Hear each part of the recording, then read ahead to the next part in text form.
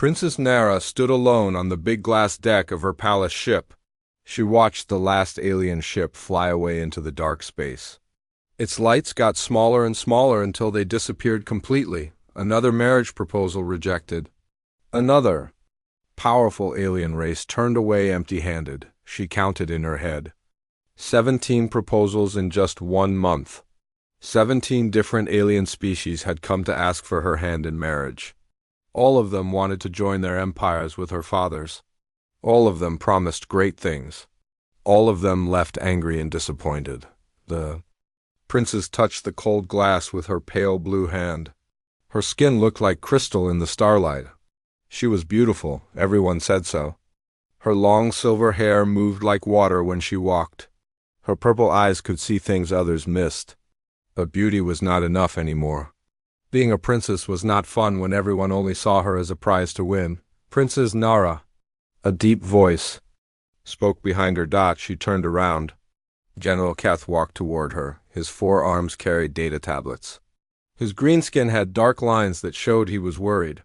The general had been her father's friend for many years. He always told the truth, even when it hurt. Let me guess, Nara said. The father is angry again. The emperor is concerned, General Keth said carefully. He looked at his tablets. The Morgani Confederation left an hour ago. They seemed very upset. Their leader said something about illogical decisions and wasted resources. Nara laughed, but it was not a happy sound. The Morgani, they think everything is just math. Love is an equation to solve. Marriage is data to process. They offered me 1,000 years of life and perfect health. But they wanted to study my brain to understand emotions better. They are very advanced, General Keth said. Their technology could help our people. Their technology is cold, Nara replied. Like them, the general touched his tablets. Before the Morgani, there were the Krathen Collective. They offered 3 star systems as your dowry, very generous. They wanted to add me to their hive mind, Nara said. She shivered. Can you imagine? Sharing thoughts with 1 billion other beings, never being alone with your own mind, never having a private thought again. Some would call that unity, General Keth said. I call it horror. The general looked at another tablet. The Luxor Dominion came last week.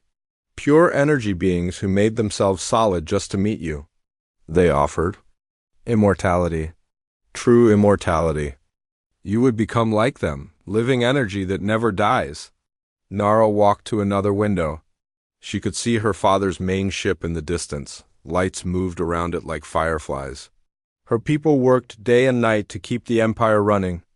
They trusted her father to make good choices.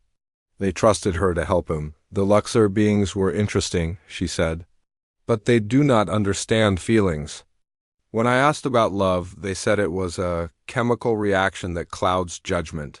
They wanted to remove all emotions from my mind. They said it would make me perfect. Perfect for what? General Keth asked. Exactly. Nara turned back to him. Perfect for them, not for me. The general put his tablets down. Princes, I must speak clearly. Your father is under great pressure. Our enemies gather at the borders. The Skarn Empire builds new weapons. The Void Hunters take more territory. Every day we need allies, strong allies. I know this, Nara said quietly. Each rejection makes us weaker. The Morgani could give us quantum shields. The Krathen have millions of ships. The Luxor beings could make our entire fleet immortal. But you say no to all of them. Nara felt tired. This same conversation happened after every rejection. Her duty to her people, her responsibility as a princess, the need for alliances. She understood all of this. But understanding did not make it easier. Do you think I enjoy this? She asked. Do you think I like disappointing father? Do you think I want our people to suffer? No, princess. I know you care deeply. Then why do they all feel wrong? Nara's voice got louder. Why do I feel sick when they talk about marriage? Why do I want to run away when they describe our future together?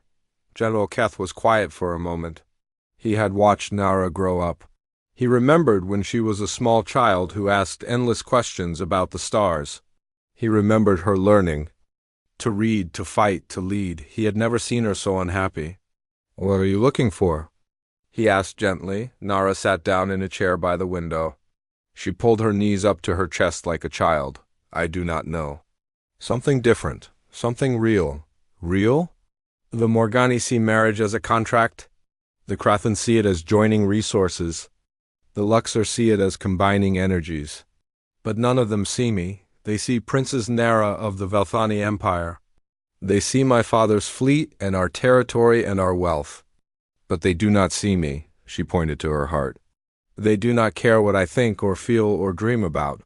They do not ask what makes me laugh or what makes me cry. They just want to own me." General Keth nodded slowly. "And what would you want?" "In a perfect universe?" Nara stared out at the stars. "Someone who sees me first, Princess second. Someone who chooses me because of who I am, not what I can give them. Someone who would still want me if I was just a normal person with no title or wealth. That is difficult to find among galactic empires," General Keth said. "I know." Nara stood up again. "But I will not settle for less. I cannot. It would destroy me inside." The general picked up his tablets. "Your father wants to see you in?" The morning, the Helix Council sent another message. "They offer a marriage alliance too. What do they want?" "To study our genetics. They think mixing Velthani and Helix DNA will create super soldiers." Nara made a disgusted face. "Of course they do. Add them to the rejection list. Princess, no." Her voice was firm. "I will not be a test subject for their experiments. I will not be breeding stock for their army. I will not sacrifice my soul for political convenience." General Keth sighed. "What should I tell your father?" "Tell him I am still looking. Tell him I have not given up. Tell him I will find a way to help our people that does not require me to stop being myself." The general bowed and walked away. His footsteps echoed in the empty hallway. Nara stayed by the window until late in the night. She watched ships moving between the stars, traders and explorers and diplomats traveling the galaxy. Somewhere out there, she believed, was someone different. Someone who would change everything. She did not know that this someone was already traveling toward her. She did not know that in just a few days, a small ship from a little-known planet would request permission to dock.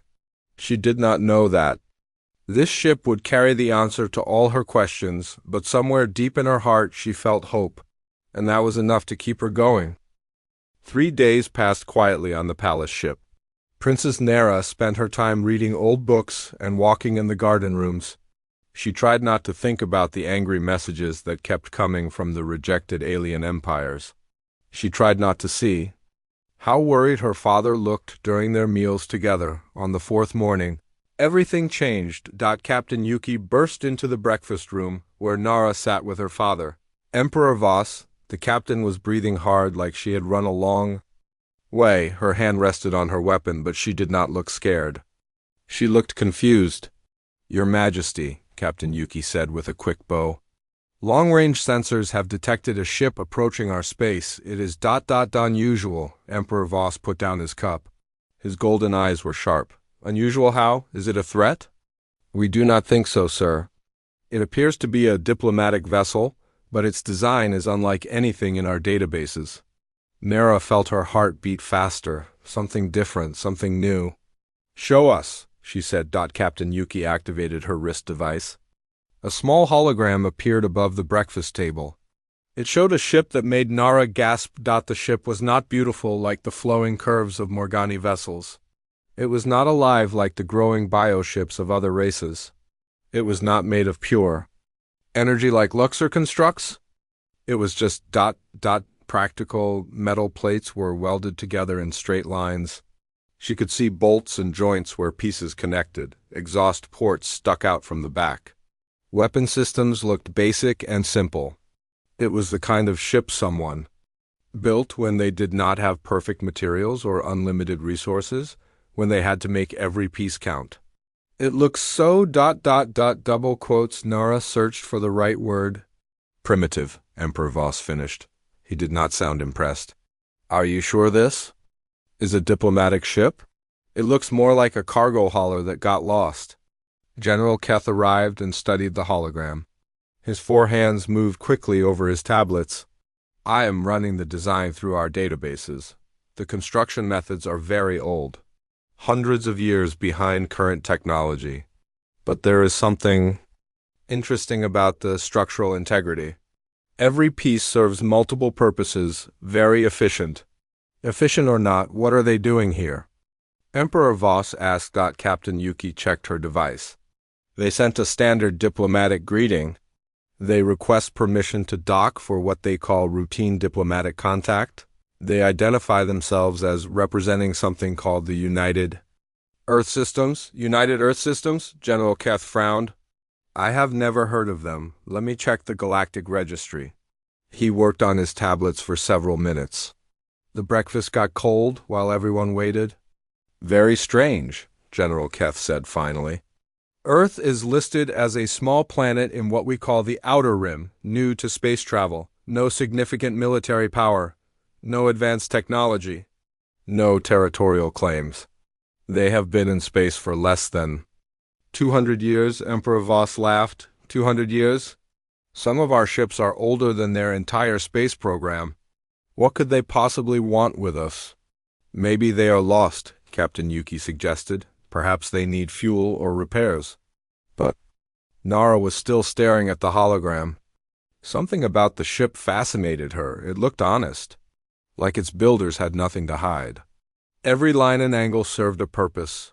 No decoration for the sake of showing off. No complicated designs to impress others. Just a ship built to do its job. I want to meet them, she said suddenly. Everyone turned to look at her. Emperor Voss raised one eyebrow. Meet them? Nara, they are clearly primitive. What could they possibly offer us? I do not know, Nara said. But I am curious. Look at their ship. It is different from everything we have seen. Maybe they are different too. Different does not mean better, General Keth warned. In fact, in this case, different clearly means less advanced. Less advanced in technology, Nara agreed, but maybe advanced in other ways. Emperor Voss studied his daughter's face. He had seen that look before, when she was small and found a strange bug in the garden, when she discovered an old book in a forgotten corner of the library. When something caught her interest, Nara would not let it go until she understood it completely. You really want to meet these humans? He asked. Humans. Is that what they call themselves? According to the registry, yes. Nara nodded. Yes, I want to meet them. What harm could it do? If they are primitive and boring, we send them away. If they are interesting, she shrugged. Maybe we learn something new. Emperor Voss sighed. General Keth, what do you think? It could be seen as insulting to the major powers who have been courting the princess. The Morgani might think we value primitive humans more than their advanced civilization. The Krathan could interpret this as rejection of their superiority. The Luxor beings might what? Nara interrupted. Get angry? They are already angry. I rejected all of them. How much worse can it get? Captain Yuki cleared her throat. If I may speak, Your Majesty? From a security standpoint, these humans pose no threat. Their ship has minimal weapons. Their technology is centuries behind ours. If they try anything hostile, we can destroy them easily. See? Nara said. Number. Danger. Only curiosity satisfied. Emperor Voss thought for a long moment. His empire was surrounded by powerful enemies. His daughter had rejected every alliance offered to her. Political pressure grew stronger every day. Maybe a small break from serious diplomacy would be good? For everyone. Very well, he said finally. Grant them permission to dock, but this is not a formal state visit. Treat them as ... tourists, curious visitors. Nothing more. Thank you, Father. Nara smiled for the first time in days. Do not thank me yet, Emperor Voss warned. You might be disappointed. Primitive species often have primitive ideas about everything, including how to treat women. But Nara was already planning what to wear. Not her formal diplomatic gown, not her military uniform. Something simple. Something that would not intimidate these visitors from the Outer Rim. 2 hours later, The human ship docked with the palace vessel. Nara watched from a hidden viewing port as the airlock opened. She wanted to see them before they saw her. 4 humans stepped out. They moved carefully in their simple environmental suits. Their equipment looked basic but well-maintained. They carried no grand gifts or impressive displays. Just small bags and basic translation devices. The first human removed his helmet. Nara sucked in her breath. He was tall with dark hair and kind eyes. His face was serious but not grim. He looked around the docking bay with obvious wonder, but also with respect. Like he understood he was somewhere important and wanted to behave properly. "Captain Tay of the United Earth Systems," he said. To the waiting guards, his voice was calm and steady. "We are honored by your hospitality." The other humans removed their helmets too. A woman with short black hair who smiled at everything. A younger man who kept looking at the technical systems with fascination. Another woman who seemed to be recording everything with careful attention. They did not look like conquerors or politicians or scientists studying test subjects. They looked like people who were genuinely happy to be there. People who saw this meeting as an adventure, not a business transaction. For the first time in months, Nara felt excited about meeting strangers. These humans might be primitive in technology, but something about them seemed very advanced in other ways. Ways that mattered more than ships and weapons and star charts. She hurried to the throne room to prepare for their arrival. Maybe, just maybe, she had been right to hope for something different. The throne room of the Valthani Palace ship was designed to impress visitors. Tall columns reached toward a ceiling that showed the stars outside. Crystals from 100 different worlds cast rainbow light across polished floors. Golden decorations told the story of the Empire's long history. Everything sparkled and shone with wealth and power. Princess Nara sat beside her father's throne, wearing a simple blue dress instead of her formal robes. She watched the great doors open as the human delegation entered. The palace guards had expected the humans to be overwhelmed. Most alien visitors stopped walking when they first saw the throne room. Their eyes went wide. Their mouths opened. They stood frozen, trying to take in all the beauty and magnificence at once. But the humans were different. Captain Tay walked forward with steady steps. His dark eyes moved around the room, taking in the details, but he did not stop or stare. Behind him, his 3 crew members showed the same calm confidence. They looked impressed but not intimidated. Like people visiting a beautiful museum, not prisoners entering a palace of power. "Your Majesty," Captain Tay said when he reached the proper distance from the throne. He bowed exactly as the protocol officer had taught him. Not too deep, which would seem afraid. Not too shallow, which would seem rude, just right. "Captain Tay of Earth," Emperor Voss replied. His voice echoed in the large room. "You have traveled far from your world. What brings humans to Valthani?" "Space? Curiosity, Your Majesty." "And hope." It was not the answer anyone expected. Alien diplomats usually started with formal greetings and lists of their achievements. They talked about their power and their wealth and what they could offer. But this human spoke of curiosity and hope like they were valuable things. Curious about what?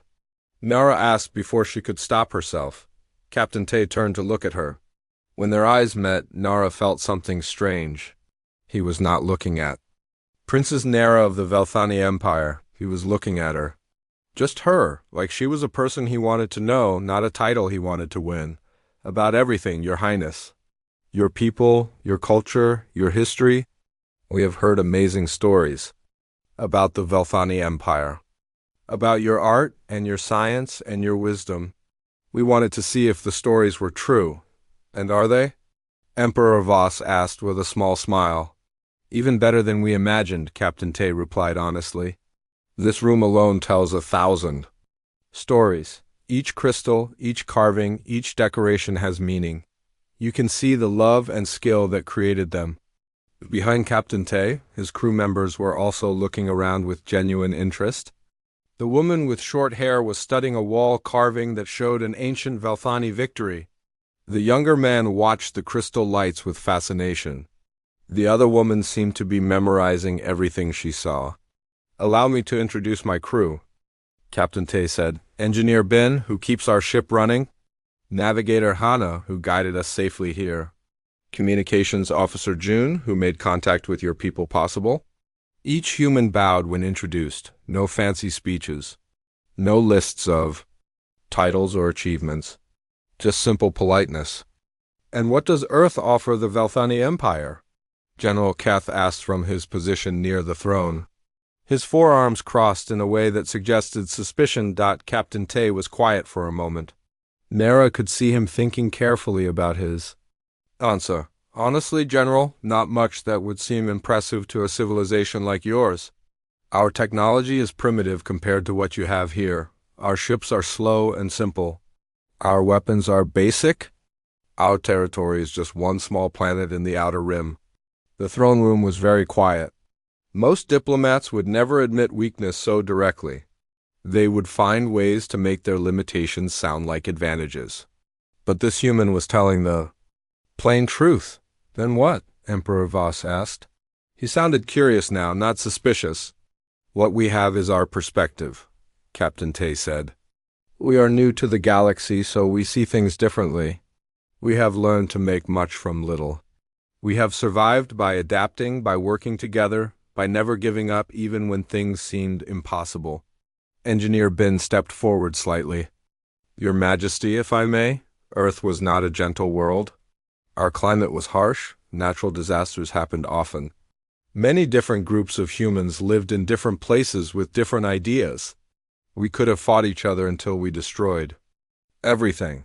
But you did not, Nara said. No, Your Highness. We learned to work together. We found strength in our differences instead of fear.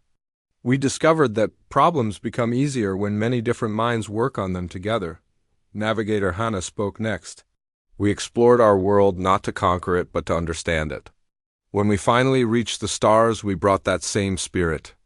We want to learn, not to take. We want to discover, not to control. Communications Officer June added, we unified dozens of languages and cultures and belief systems. But we did not make them all the same. We kept what made each group special, while building something bigger together. Nara found herself leaning forward in her chair. These humans talked about cooperation and understanding like they were natural things. Not political strategies or necessary evils, but good things that made life better. You speak of unity, General. Keth said, the Krathan Collective also values unity. They offer to share their hive mind with us. That is not unity, Captain Tay said gently. That is sameness. True unity keeps differences while building shared purpose. It is harder than making everyone think the same thoughts, but it is stronger too. Stronger how? Emperor Voss asked. Engineer Ben answered. Because different perspectives see different solutions. When our ship broke down in the asteroid field last month, I knew how to fix the engines. But Navigator Hana saw a way to use the asteroid gravity to help us. Communications Officer June figured out how to call for help using an old emergency frequency. Captain Tay kept us all calm and focused. Together we solved a problem none of us could handle alone. The Morgani Confederation would say that is inefficient, General Keth pointed out. They calculate the optimal solution and implement it directly. Maybe, Captain Tay agreed. But what happens when their calculations are wrong, when they face a problem they never considered? We humans make mistakes all the time, but we learn from them. We adapt, we find new ways to try again. Nara realized she was smiling. When had that happened? When had she last listened to diplomats and felt happy instead of tired? Tell me about Earth, she said suddenly. What is it like to live there? The humans exchanged glances. Then Navigator Hana spoke. It is beautiful, Your Highness. Many different landscapes, tall mountains and deep oceans, green forests and wide deserts. Our cities are full of different kinds of people with different ideas about how to live. Sometimes they argue, but mostly they learn from each other. And love? Nara asked before she could stop herself. How do humans think about love? The throne room got very quiet. This was not a normal diplomatic question. But Captain Tay did not seem surprised or uncomfortable. Love is a choice we make every day, he said simply. Not just a feeling that happens to us. We choose to care about someone, to put their happiness alongside our own, to build something together that neither person could create alone, even when it is difficult, especially when it is difficult. Easy love is not really love, it is just convenience. Real love means staying when things get hard, working through problems together, growing stronger because of challenges, not in spite of them. Nara felt her heart beat faster. This was what she had been looking for. Not political calculations or resource management or genetic optimization. Just honest human connection between two people who chose to care about each other. She looked at her father. Emperor Voss was studying the humans with new interest. He had heard many diplomatic speeches, but never anything like this. Captain Tay, the Emperor said, your ship is welcome to stay as long as you wish. We would like to learn more about human perspective on things. Thank you, Your Majesty. We are honored. As the formal audience ended and the humans were escorted to guest quarters, Nara felt something she had not felt in months. Hope. Real hope. Not for political alliances or military advantages, but for something much more important. For the possibility that somewhere in this vast galaxy, she had found people who understood what really mattered, people who saw her as more than a princess to be one. For the next 5 days, Princess Nara found excuses to spend time with the human delegation. She told her father she was learning about Earth customs for diplomatic purposes. She told General Keth she was studying primitive technology to better understand military strategy. She told Captain Yuki she was practicing her leadership skills with low-stakes visitors. All of these reasons were lies. The truth was simpler and more complicated at the same time. She enjoyed being around the humans. They made her feel like herself instead of like a princess playing a role. On the 3rd day, she found Captain Tay in the palace garden room. He was sitting on a bench, looking up at the artificial sky that showed Earth's blue heavens and white clouds. The room was designed to make alien visitors feel comfortable by showing them familiar sights from their homeworlds. Do you miss it? Nara asked as she sat beside him.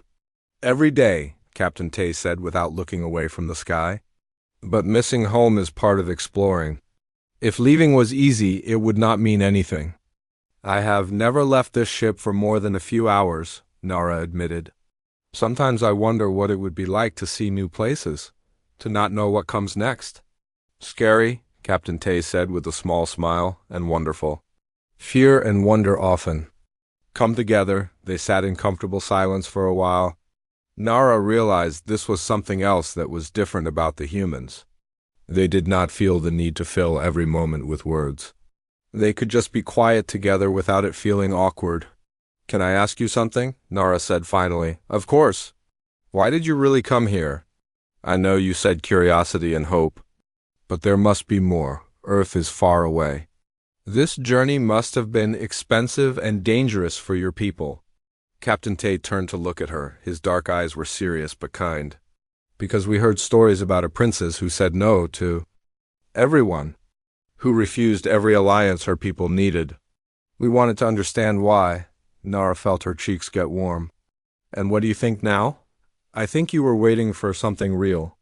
The simple words hit her like a physical blow. She felt tears start in her eyes and blinked them away quickly. Is that so obvious? To us? Yes. Humans understand the difference between what looks good and what feels right. We have learned that the second one matters more, even when it costs more. Even when it costs everything? Captain Tay was quiet for a long moment. My grandmother used to say that losing everything false is the only way to find something true. Maybe she was right. That evening, Nara requested a private dinner with all 4 humans. No guards, no advisors, no protocol officers. Just conversation. And food and honest questions. Engineer Bin told stories about fixing impossible problems with limited resources. How humans had learned to see broken things not as failures but as puzzles waiting to be solved differently. How the best solutions often came from the strangest combinations of old parts and new ideas. Navigator. Hannah shared tales of Earth's exploration history. How humans had sailed across dangerous oceans not knowing what they would find. How they had climbed mountains just to see what was on the other side. How curiosity had always been stronger than fear, even when fear was the smarter choice. Communications Officer June explained how Earth had avoided the wars that destroyed other civilizations. How different groups had learned to talk to each other instead of fighting. How listening was often more powerful than speaking, and how understanding someone was better than defeating them. But it was Captain Tay who asked the questions that mattered most. "What makes you happy?" he asked Nara during dessert. "Happy?" She had to think about it. Books, old stories about brave people doing impossible things. Gardens where things grow wild instead of in perfect rows. Music that makes me feel like flying. Conversations where people say what they really think instead of what they think I want to hear. Like this one? Yes, like this one. What makes you sad? People who only see my title. Meetings where every word is calculated for political advantage. The way everyone assumes I will sacrifice my own feelings for the Empire's needs. The way everyone thinks that is noble instead of tragic. Captain Tay nodded like he understood. Completely. What do you dream about? Nara hesitated. No one had ever asked her that question. I dream about being useful in ways that matter. About making choices that help people instead of just following rules. About finding someone who chooses me for who I am, not what I can give them. She paused. What about you? What do you dream about? Building something good that lasts. Finding places where humans can contribute to the galaxy instead of just taking from it. Proving that being small does not mean being unimportant. He looked directly at her. Meeting people who understand that the best things in life cannot be bought or conquered or calculated. They can only be shared. The conversation continued long into the night. Nara learned about Earth's music, which had rhythm and emotion instead of mathematical perfection. About Earth's art, which tried to show how things felt instead of how they looked. About Earth's philosophy, which said that asking questions was more important than having answers. The humans learned about Velthani culture beyond the impressive technology and military power. About their poetry, which tried to capture the feeling of starlight on crystal skin. About their dances, which told stories of ancient heroes and forgotten love. About their beliefs, which said that every person contained a spark of the divine that should be protected and nurtured. As the evening ended, Nara realized something that both excited and terrified her. She was falling in love. Not with Captain Tay specifically, though she found him more attractive every day. She was falling in love with what he represented. With the idea of partnership instead of ownership. With genuine connection instead of political calculation. But the next morning brought harsh reality back. General Keth arrived at her quarters before breakfast, carrying urgent messages. His green skin was darker than usual, which meant he was very worried. Princess, we have a problem. Several problems. What kind of problems? The Morgani Confederation has filed a formal complaint with the Galactic Council. They claim that entertaining primitive species while rejecting advanced civilizations is an insult to proper diplomatic order. Nara felt her stomach clench. What else? The Krathan Collective has moved ships to our border. They say they are protecting us from contamination by inferior species. The Luxor Dominion has sent an ultimatum. Either we dismiss the humans immediately and accept one of their previous proposals, or they will consider it an act of hostility. And Father? The Emperor is meeting with the War Council now. The pressure is becoming impossible to ignore. Our enemies see weakness. Our potential allies see insult. The longer the humans stay, the worse it gets. Nara sat down heavily on her bed. She had known this would happen. Deep down, she had always known that finding something real would come with a price, but knowing did not make it easier. How long do we have? Days, maybe less. The Helix Council has also sent representatives. They are demanding an immediate answer to their marriage proposal. They threaten to join our enemies if we continue to ignore proper diplomatic priorities. Nara closed her eyes. Everything was falling apart. Her moment of hope was becoming a disaster for her people. The thing she wanted most was the thing that would hurt everyone she cared about. Have you told the humans? Not yet. The Emperor wanted to speak with you first. I see. Nara stood up and smoothed her dress. Thank you for telling me, General Keth. I will speak with Father immediately. As the general left, Nara walked to her window and looked out at the stars. Somewhere among them was Earth, where people made choices based on what felt right instead of what made political sense, where love was more important than alliances, and happiness mattered more than power. But she was not on Earth. She was Princess Nara of the Valthani Empire, and her choices affected millions of people. How could she choose her own happiness over their safety? How could she be selfish when being selfless was her duty? For the first time since the humans arrived, she felt the old despair returning. Maybe some dreams were too dangerous to pursue. Maybe some kinds of love were too expensive to afford. Maybe being a princess meant never getting to be just a person. But even as the dark thoughts filled her mind, she remembered Captain Tay's words about losing everything false to find something. True, maybe the cost was worth paying. Maybe some prices were worth any sacrifice. She had a choice to make. And for the first time in her life, she knew exactly what choice felt right, even if it was impossible to make. The War Council meeting was the most tense Nara had ever attended. The great circular table was surrounded by military leaders, diplomatic advisors, and intelligence officers. Holographic displays showed enemy positions, alliance maps, and threat assessments. Everything looked bad and was getting worse. Emperor Voss stood at the head of the table, his golden robes dim in the harsh light of the tactical displays. His face showed the weight of ruling an empire under siege. The situation is clear, General Keth announced to the room. The Morgani Confederation has begun economic sanctions. 3 trade routes are now closed to our ships. The Krathan Collective has moved their fleet to within 1 day of our borders. The Luxor Dominion has started interfering with our communications across 7 systems. And our enemies? Emperor Voss asked, growing bolder. The Skarn Empire has taken 2 more planets. While we deal with these diplomatic problems, the Void Hunters destroyed a supply convoy yesterday.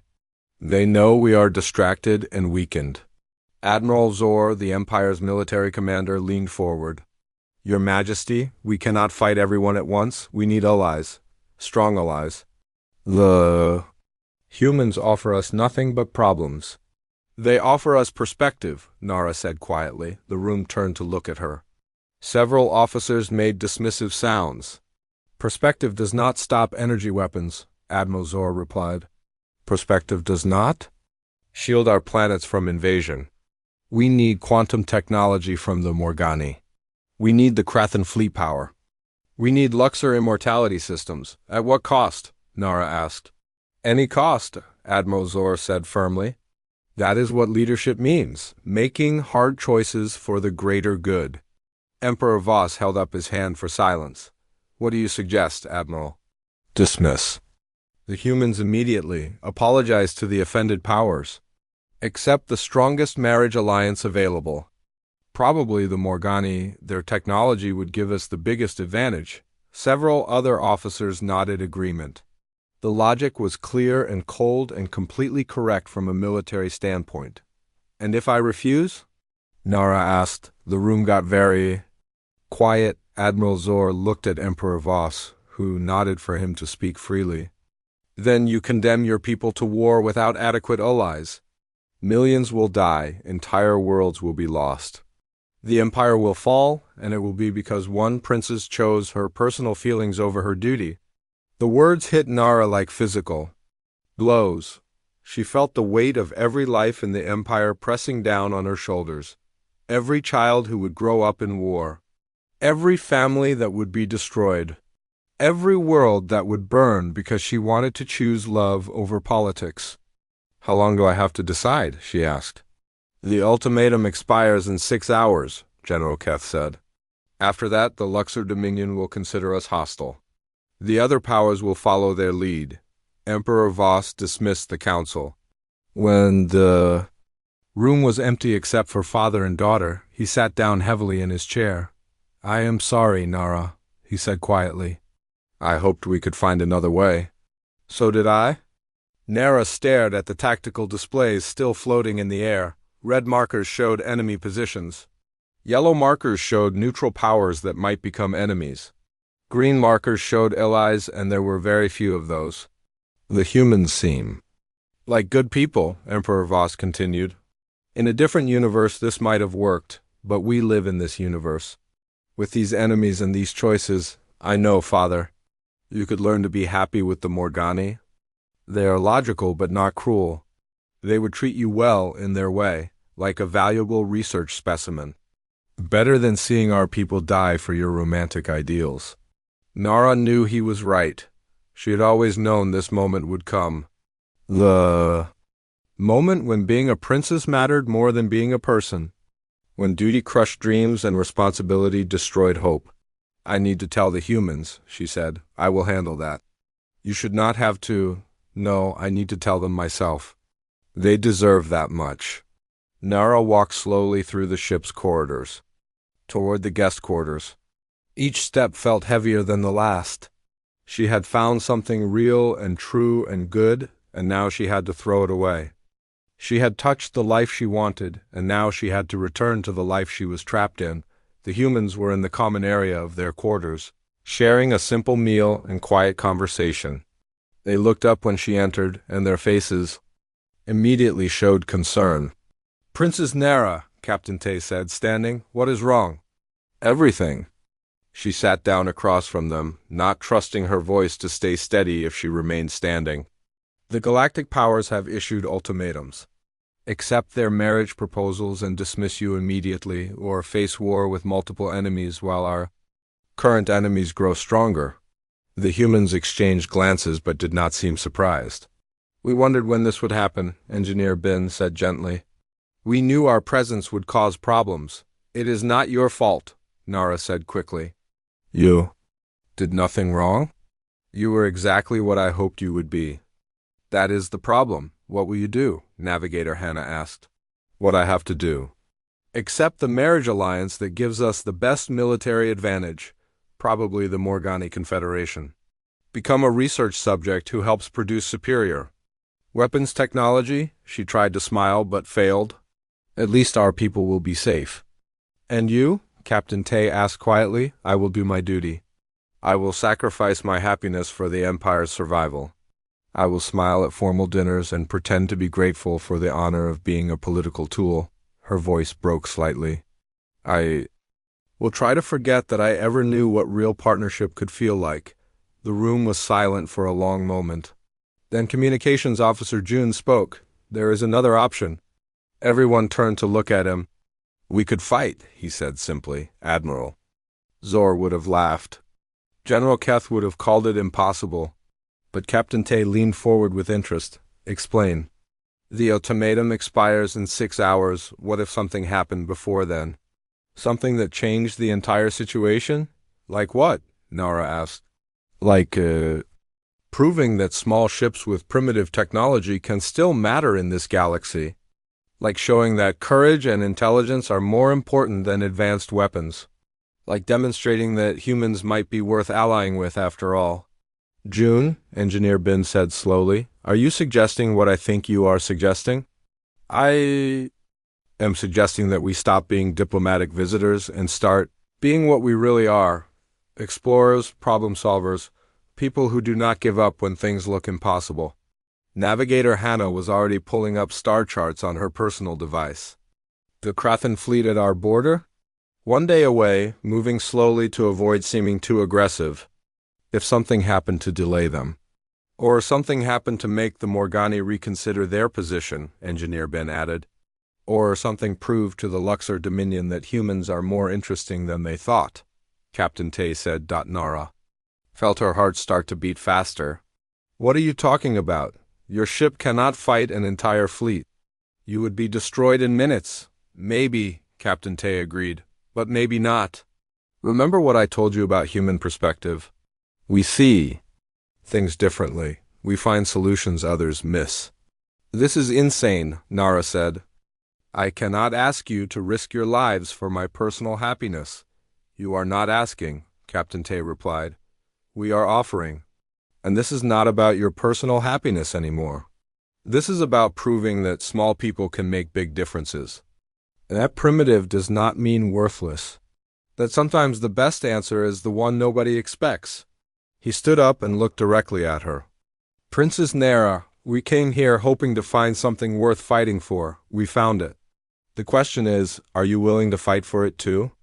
Nara looked at these 4 humans who were willing to face impossible odds for principles they believed in, who chose hope over logic and courage over safety, who saw her not as a princess to be protected, but as a person capable of making her own choices. For the first time in her life, she knew exactly what choice felt right. Yes, she said. I am willing to fight.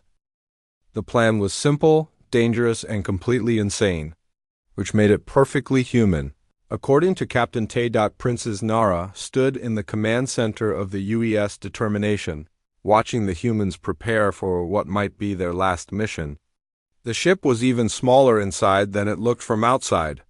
Every surface was covered with controls, displays, and equipment. Nothing was wasted, nothing was decorative. Everything had a purpose. Are you sure about this? She asked Captain Tay for the 10th time. No, he replied honestly while checking navigation systems. But being sure is overrated. Sometimes you have to act on faith. The first part of their plan was already working. Princess Nara had sent a message to all the galactic powers, accepting the Morgani marriage proposal and requesting an immediate ceremony. This bought them time while the various factions argued about details and tried to position themselves for advantage, but the real plan was much more ambitious. Krathan fleet detected on sensors, Navigator Hannah reported. 12 heavy cruisers moving in standard formation. They will reach firing range of the palace ship in 18 hours. Morgani diplomatic convoy approaching from the opposite direction, Communications Officer June added. 6 ships, including their mobile research platform. They expect to begin marriage negotiations in 16 hours. And the Luxor Dominion? Captain Tay asked. Energy signatures suggest they are manifesting physical forms near the system edge, Engineer Bin said. Probably planning to make their final offer before the ceremony, Captain Tay nodded. Perfect, all the major players will be here. Now we show them something they have never seen before. The Determination undocked from the palace ship quietly, using minimal power to avoid detection. To outside observers, it would look like the humans were leaving in defeat, as expected. But instead of jumping to hyperspace, the ship moved toward the incoming Krathan fleet. This is either the bravest thing I have ever done, Nara said, or the most stupid. Why not both? Engineer Bin asked with a grin. The Krathan detected them when they were still several hours away. 12 massive warships against one tiny human vessel. The outcome seemed obvious to everyone watching. Krathan Fleet Commander is hailing us, June reported. Put him through. The main screen filled with the image of a Krathan officer.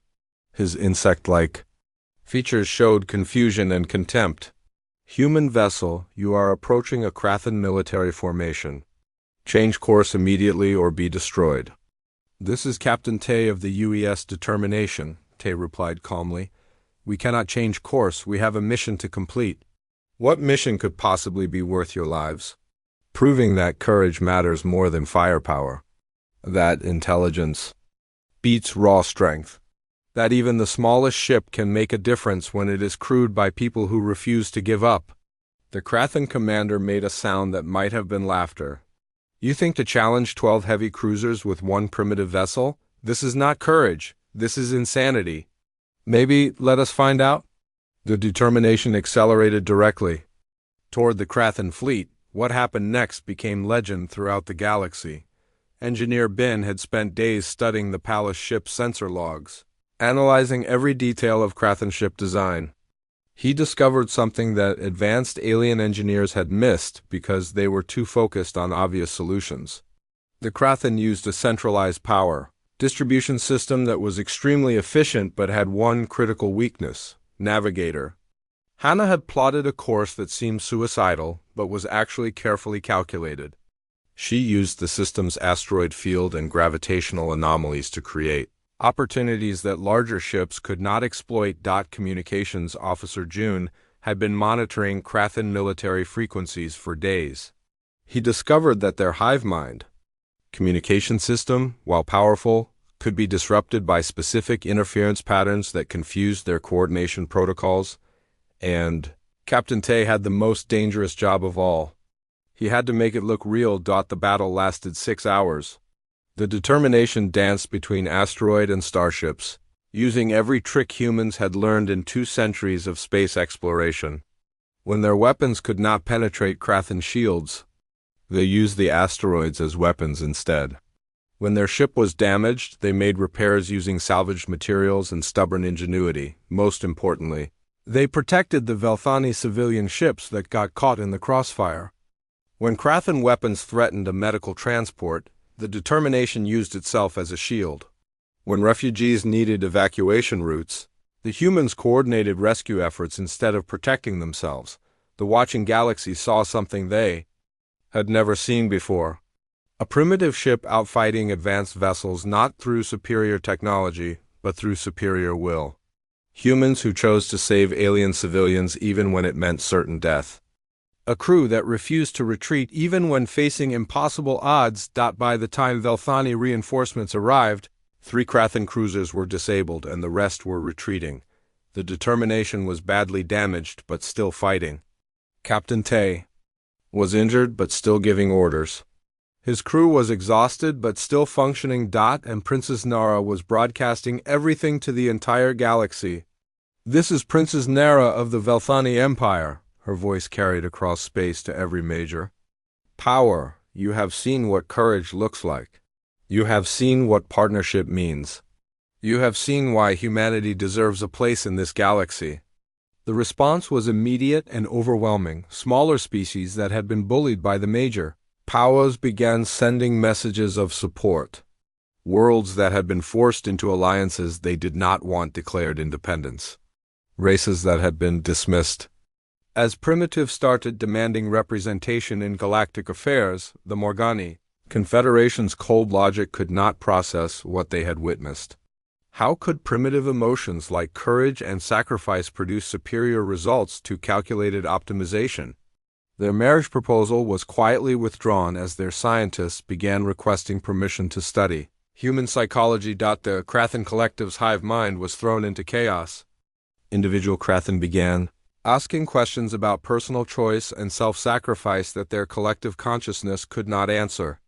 Their military withdrew to discuss what they had learned about the power of individual will, the Luxor Dominion.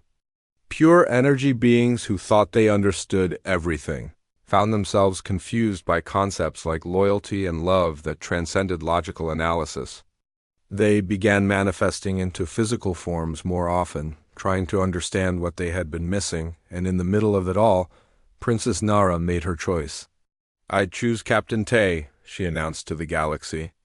"Not because Earth offers the best alliance, but because humans offer something more valuable. They offer genuine partnership. They offer loyalty that cannot be bought or calculated. They offer love that chooses to stay when things get difficult." Emperor Voss, watching his daughter's broadcast from the palace ship, realized something important. The galaxy was changing. The old rules of power and intimidation were being replaced by new ideas about cooperation and respect. His daughter was not making a foolish romantic choice. She was positioning the Velthani Empire at the center of a new galactic order. "General Keth," he said quietly, "send a message to all our neighbors. The Velthani Empire formally recognizes the United Earth Systems as a full partner in galactic affairs. Anyone who wishes to harm our new allies will face our full military response." The wedding took place 1 month later. It was not the political ceremony that everyone expected. Instead, it was a celebration of something new in the galaxy. Thousands of species sent representatives, not to curry favor with the Velthani Empire, but to witness the union of 2 people who had chosen love over politics. Captain Tay and Princess Nara spoke their vows on the observation deck where she had once stood alone watching rejected suitors depart. Now she looked out at a galaxy full of possibilities. Do you, Captain Tay of Earth, promise to see Nara as a person first and a princess second? The ceremony leader asked. I do, Tay replied, always. Do you, Princess Nara of Velfani, promise to choose love over duty when the two conflict? I do, Nara said. Without question. As they kissed, fireworks lit up the space around them. Ships from 100 worlds joined the celebration. The galaxy had a new power couple, but more importantly, it had a new model for how different species could work together. Years later, historians would mark this wedding as the beginning of the Galactic Cooperation Era, the time when small voices learned they mattered. When primitive species proved they had wisdom that advanced civilizations lacked.